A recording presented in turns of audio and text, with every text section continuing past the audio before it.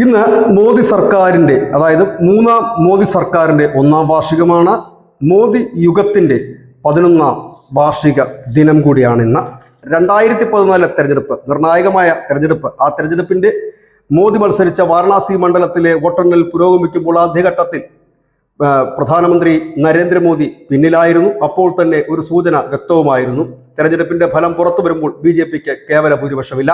TDPയും JDUവിനും കുട്ടിക്കെട്ടി ഭരണത്തിലേറിയ നരേന്ദ്രമോദി ഒറ്റപ്പെട്ടു എന്ന് ഏവരും കരുതി. പ്രതിപക്ഷം പറഞ്ഞത് ഈ കൂട്ടുകക്ഷി സർക്കാരിന്റെ തടവറയിൽ മോദി യുഗം അവസാനിച്ചു എന്നാണ്. പക്ഷേ എതിരാളികളെപ്പോലും വിസ്മയിപ്പിച്ചുകൊണ്ട് ലോകം മുഴുവൻ എഴുതിത്തള്ളി ഒരിക്കലും BJP ജയിക്കില്ല എന്ന് പറഞ്ഞ് ഹരിയാന തെരഞ്ഞെടുപ്പിനെ പുഷ്പം പോലെ ജയിച്ചു.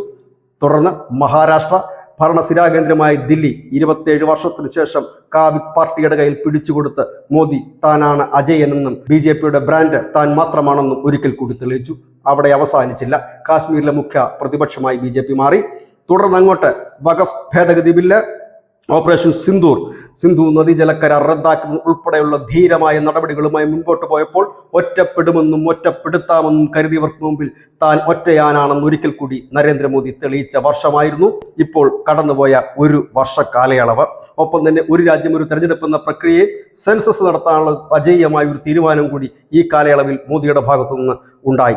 പ്രമുഖ തെരഞ്ഞെടുപ്പ് വിദഗ്ധർ പറയുന്നത് പ്രധാനമന്ത്രി പദത്തിലിരുന്ന് 11 വർഷം ഇരുന്നിട്ടും എതിരാളികൾക്ക് ഒന്നും ചെയ്യാനായി, അതായത് എതിരാളികളുടെ ആരോപണങ്ങളെ തളർത്താൻ പോലും കഴിയാതിരുന്ന, ഇല്ലെങ്കിൽ എതിരാളികൾക്ക് ഒരു ആരോപണം പോലും ഉന്നയിക്കാൻ കഴിയാതിരുന്ന ഒരേ ഒരു നേതാവ് നരേന്ദ്രമോദിയാണ്. അജയനായ ഒരേ ഒരു നേതാവ്, ഈ രാജ്യത്തിന്റെ പൊളിറ്റിക്സിൽ ഒരേ ഒരു നേതാവ് നരേന്ദ്രമോദിയാണ് എന്നാണ് അവർ പറയുന്നത്. ഏതായാലും മോദി മാറും, യോഗം തെളിയുമെന്ന് കാത്തിരുന്നവർക്ക് മുൻപിൽ ഒന്നേ ഇപ്പോൾ പറയാനുള്ളൂ: മോദി തുടരും മോഡിയോടെ. News desk, news India Malayalam.